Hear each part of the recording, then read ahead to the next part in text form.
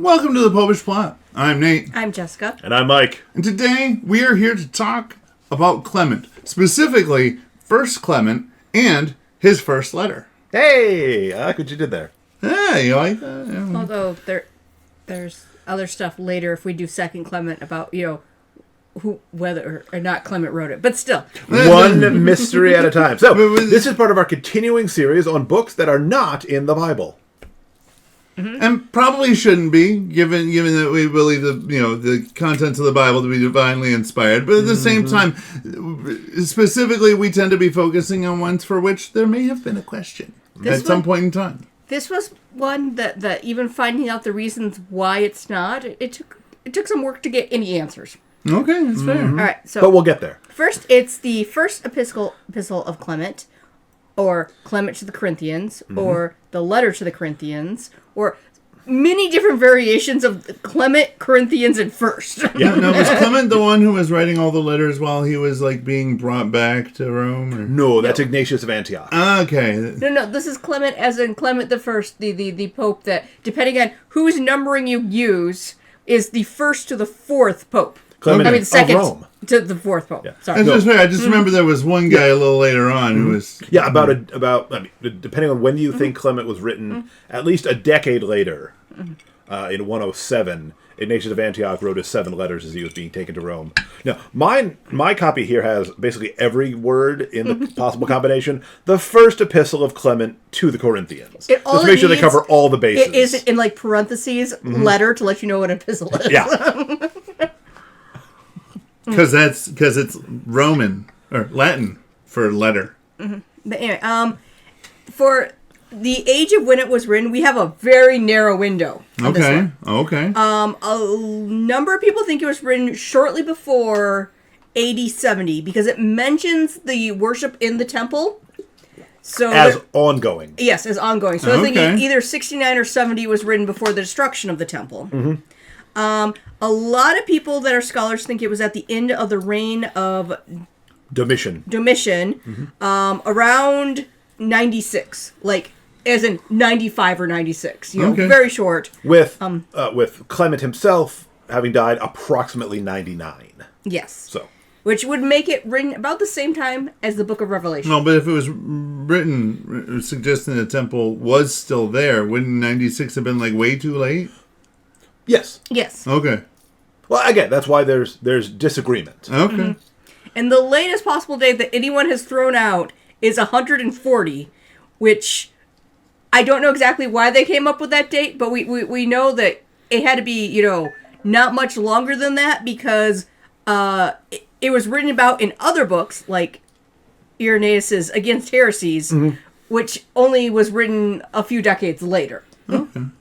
So it was written and known by then. Yeah, so a lot of the Gnostic Gospels would claim to be Gospels, but they're not written until the 2nd, even 3rd, and 4th centuries. It's impossible for First Clement to be that old, since, as Jess said, it's mentioned in later documents. Yep. Which are still pretty early. Also, one note that just popped into my head: you should not confuse Domitian with Dormition. For Orthodox friends, that's true. The Dormition of Domitian. Anyway, No, he did. He did.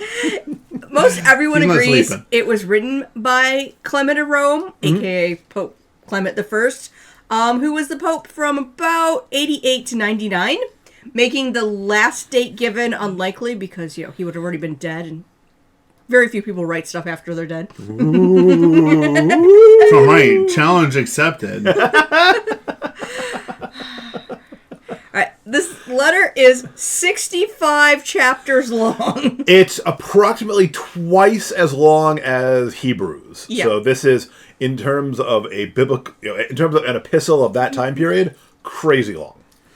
The overall topic of why it was written was dealing with an issue in the church in Corinth, which was a number of their presbyters were being removed, and it wasn't for charges of moral offenses. It's just they're we don't like this guy. Yeah. Because it was very clear that, if you had something where they were doing, wrong, that would be one thing. Do you have a charge to bring against your presbyter? No, you just got rid of them. You just overthrew them. Now, if you go back... I do have a charge. he said that my extramarital affairs were sin. And I'm not cool with that. I don't think it should be. No. This is not one of Paul's letters where it's like you cannot marry your ex-stepmom. Even the pagans wouldn't do that, man.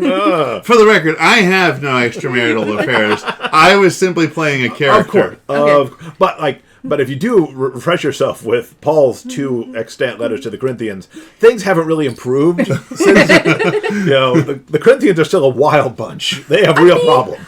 I really feel like kicking out the ministers you don't like is much better on the scale of bad to the stuff that Paul was complaining about them doing. Well, but there's it's partially because they're still falling victim to the ideas of faction, that we can do what we want, that we can each pick our own version of Christianity to follow. Mm-hmm. Sure. That sounds like something. That sounds like something I've heard of before. This whole notion that you can follow whichever version of Christianity that appeals to you doesn't sound familiar. No? I can't imagine anyone doing that. All right, now about the book itself. It has many, many, many Bible passages in quotes from the Old Testament. Yeah. Like, I think there are a couple chapters where it's basically quote, paraphrase, quote, this is what it means. Yeah. Well, and this is, we'll have to do an episode on chapter and verse, because First Clement is one of those cases where it'd be really great if we had, at this early stage, consistent citation, just to know where he's quoting, where precisely he's just making allusion, just to make it explicit, this is what I'm drawing on here, this is what I'm drawing on here, because he's throwing in references from all over the place, one on top of the other. Now, I read it online from a place that had like where each thing he was talking about was from, which was on one hand nice because it was hyperlinked, on the other hand really annoying because you'd accidentally hit all the hyperlinks every once in a while because it's like every sentence has one. It's like when you don't know how to highlight properly, so you highlight everything. Yeah. Yes. Yeah. Wait, that's not the right way to highlight? Talk to Rafi about that. Okay. It alludes to a number of the New Testament letters, including Romans, Galatians, Ephesians, Hebrews, Philippians, Titus, 1 Timothy, and 1 Corinthians. It also more vaguely discusses some gospel stories. Like, when searching through, because I like to get, my main info from sources I find super reliable and just, see what other people have. That's a good rule. Yeah. There was one where it's like, I have to see what this is, because it was someone on, like, Reddit asking if Clement knew the gospel, because it did not essentially hit the Protestant talking points for the gospel in this possible Bible letter, where it's like, all right, that was not even the point of the letter, but, he does talk about, the sayings of Jesus and say something where you're like, yeah, that's in at least one of the gospels. Well, of course, there are sayings of Jesus that are unique to both Acts of the Apostles and Revelation, and there's the explicit bit at the end of John where it says, and Jesus did a lot more than could be written down in this book. Yes. It also might be the first place that they wrote about, just reference, there wasn't a lot of detail, the martyrdoms of Peter and Paul, which makes sense because he was in Rome. He according to many sources, at least was ordained a priest by Peter himself. Yeah, and these are like the people he knew. And there's there's a Clement referenced in the letters of Paul, and some have suggested that this is that same Clement. Yes, he's mentioned in Philippians 4:3 as that's one of my pros for why it could possibly be in the Bible. And especially if he's writing, the early date, then Peter and Paul have just died a few years earlier. Yeah. Nero being overthrown by 68. Yes. And the Great Fire of Rome being, I think, 64. Yes. So they died somewhere in those 4 years. And unless you're using the latest date for his writings and the later dates for other New Testament things, he is writing at the same time as the New Testament books. Yes. This wasn't one generation removed. This was, it counts as the same generation. Some of those guys are still around, especially John. Yes. All right.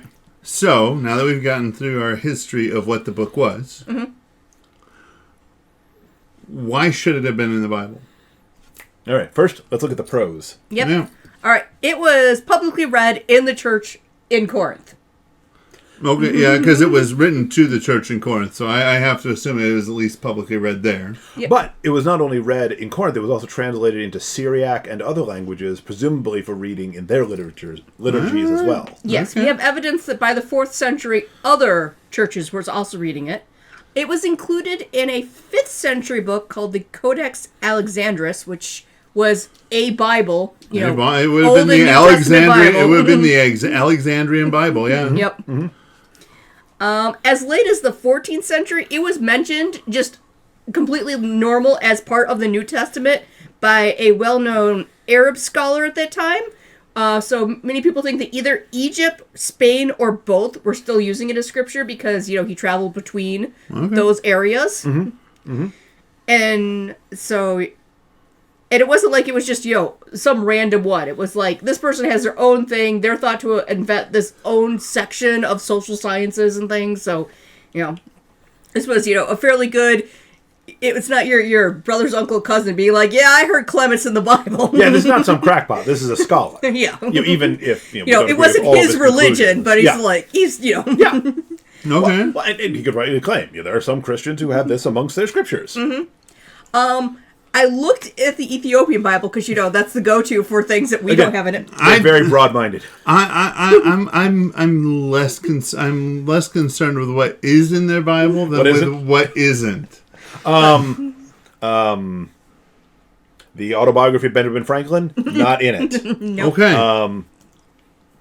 The Left Behind series, totally not in it. Right out. The Ethiopians really don't like that kind of stuff. But anyway, they do have a book called the Book of Clement. But oddly, it's not as easy to find their Bible online as I would think. Mm-hmm. But I think it would be easy. Well, the internet is supposed to have all of the human knowledge. I can get 50 different versions of the Bible in English, but from a click-down menu, do I want the revised? Do I want the new revised? Do I want the super revised? No. There's a paucity of geese to English resources. Yes. No offense to our Ethiopian Orthodox brethren and sisters, but I simply look at it from the standpoint of they tend to claim to have a lot of things, but no, you can't see it. But anyway. So I fully expect them to be like, yeah, we have that in our Bible. And then you're saying, oh, can I see that? And they're like, no.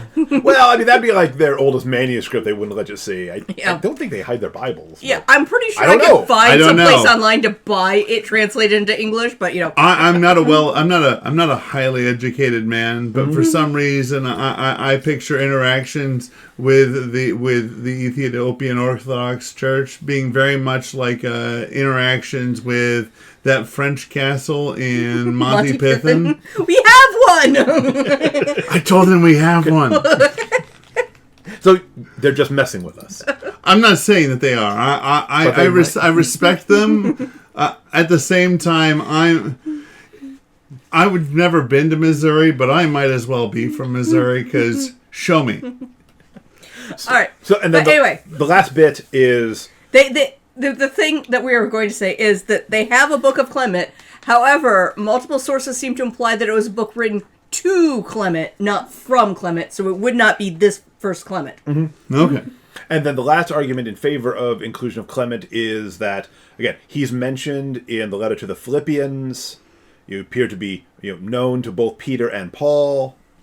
He references both and their martyrdoms in his letter. So this is someone who, while not himself an eyewitness, seems to fall into the Markan, Lucan school of, at least he knew eyewitnesses. Mm-hmm. Yes. Now, for reasons why it's not in... Which, I just caution you as we start, I did not find satisfying. No. One of the best answers I got was that as early as the 300s, someone wanted to say... Eusebius. Yes, did not include it in the list of the books of the Bible, which if you've read his stuff, it's like, here's every bishop in this town. Here's every bishop in this town. Here's every disciple of this, apostle. No, this is the good Eusebius of Caesarea, his church history, not the evil Arian Eusebius of Nicomedia. Yeah, no. And he was very good at list. Again, he loved list, and he did not list it in the Bible. He's our main source for so many early things. Yeah. Are we suggesting he might have been on a spectrum?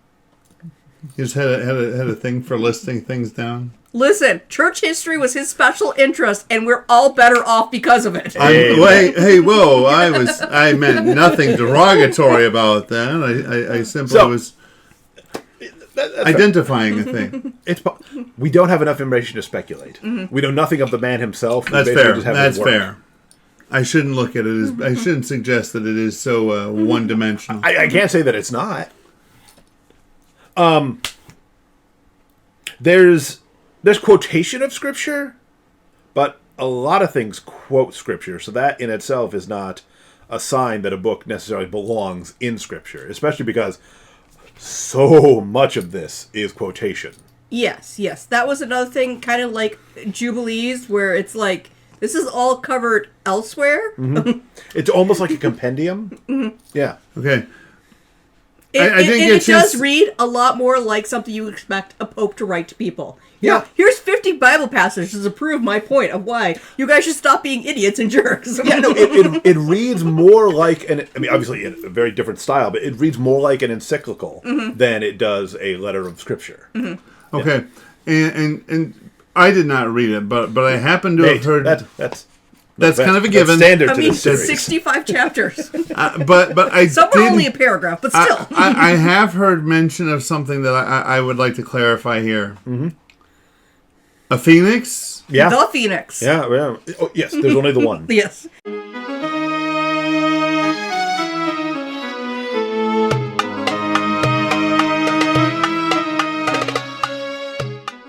Give this episode a like, subscribe to our channel, ring the church bell to be notified next time we review a book that's not in the Bible. And until next time, remember to live your faith. Love your faith. And share that love.